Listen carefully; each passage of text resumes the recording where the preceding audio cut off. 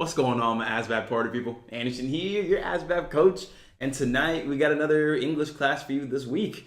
We got paragraph comprehension tonight at 6 p.m. So let's go ahead and dive on in. But before we do, remember that you can only join tonight's class in the program right there. Go ahead and check that link out there in the description of this video. It's going to describe the details of the full program. Watch the video at the top to really learn how it works. I promise you everything that you need is in this program and the price you can't beat. So go ahead and check that thing out and I'll see you tonight in that class. But let's go ahead and do a little sample here to show you why paragraph comprehension can feel difficult, but when you learn the strategies and practice the right way, you're going to put yourself in a much better position to succeed. Watch this.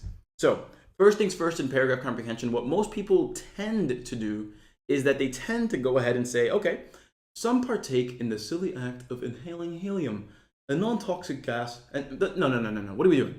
No. The first thing that you need to do is not read the passage, it's to read the question.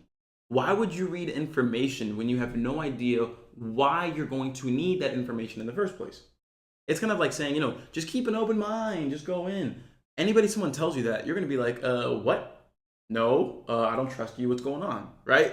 But if you say, hey, you're about to go into this room, they're going to be a bunch of crazy kindergartners, and the easiest way to get their attention is to just bring out the lollipops. Boom! Well, then you know how to handle the situation before you walk in. Same thing here. How are we going to handle the situation? Read the question. When you breathe in helium. Okay, when you breathe in helium. That's the question. We're being asked to figure out what's going on when you breathe helium. Sounds good.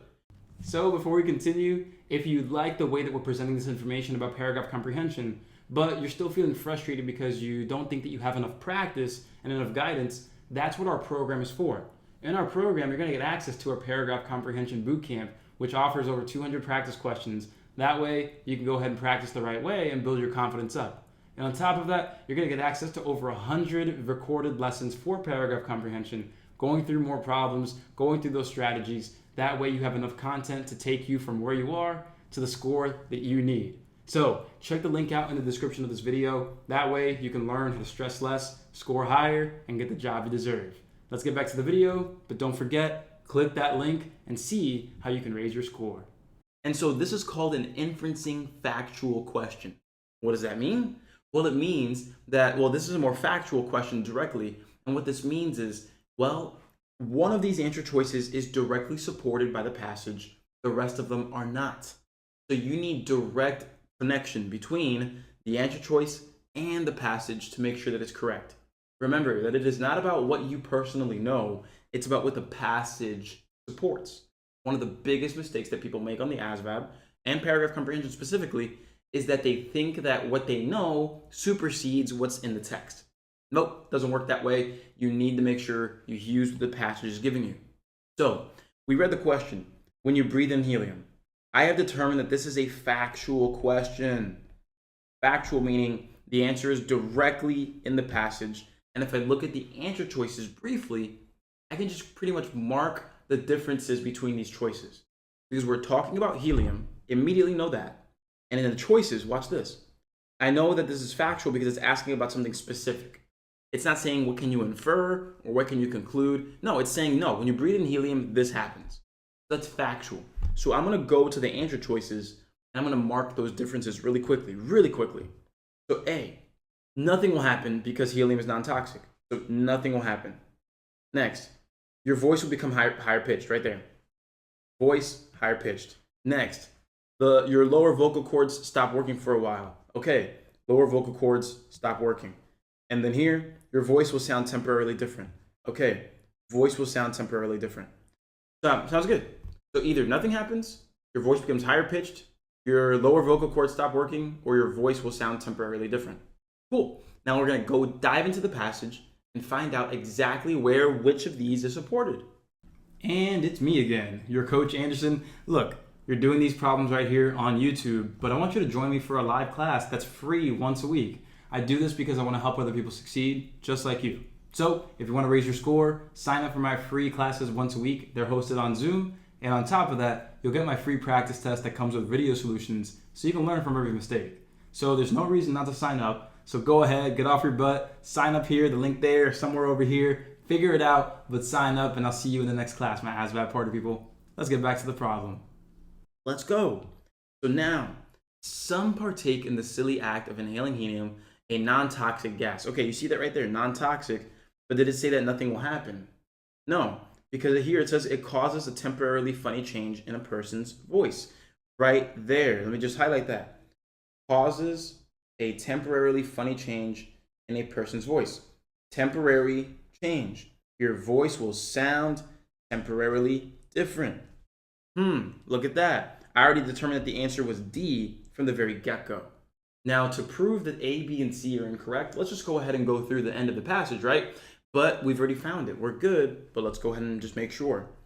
Instead of altering the pitch of your voice to sound higher, the natural frequency of your throat changes so the low chords are less prominent as before. So I got the higher pitched in there and I got lower chords. So let's see here. Instead of altering the pitch of your voice to sound higher, instead of making the voice higher. So no, they are not becoming higher pitched.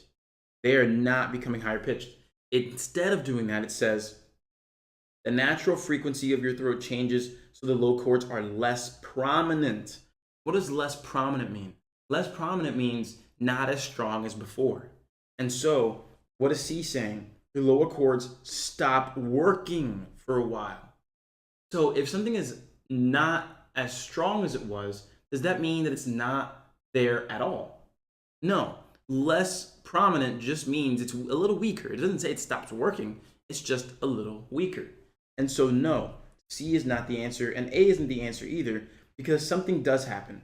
Again, it says it causes something. So something does happen. So A is out of the question to begin with.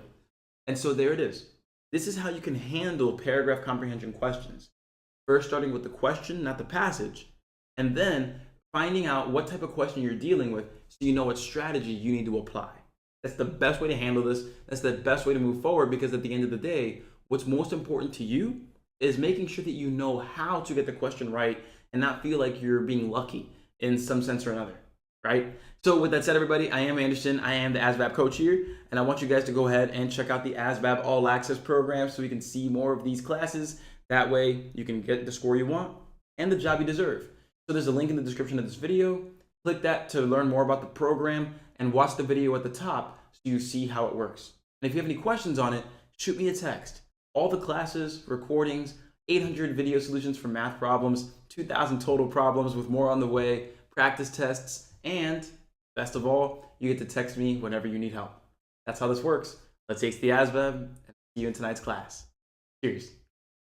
And as always, my party people, thanks for watching. You can subscribe with that button right there, and you can also see a link to a video just like this one right up there. But most importantly, if you want the program and you want to raise your score the right way, every step of the way with my support, there's that link at the bottom left. Go ahead, click that link, watch the video on how the program works, subscribe, and raise your score.